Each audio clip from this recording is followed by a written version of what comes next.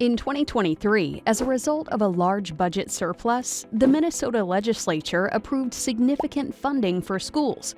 But there's more to this story beyond the headlines. With the new state funding, there were also new mandates, adding new expenses for our schools.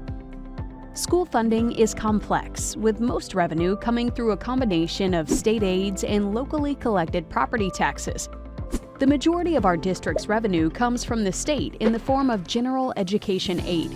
We also receive funding for specific categories, but we can only spend that money on the category it was allotted for.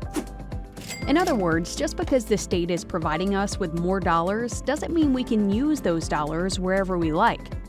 The remaining revenue for our district comes from local tuition and fees, federal grants, and local property taxes. The largest portion of our budget goes toward paying our teachers and staff. Our people are our biggest asset and our most significant expense. Our budget also has to cover other things, such as curriculum, technology, transportation, operations, maintenance, and administration.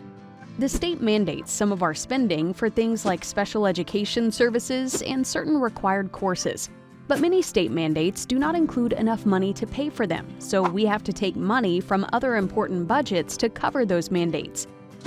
Other factors that impact how we spend money include inflation, class size ratios, aging buildings, emerging technology, and the specific needs of our students. And while we work hard to balance our budget every year, sometimes unexpected factors can make a significant impact.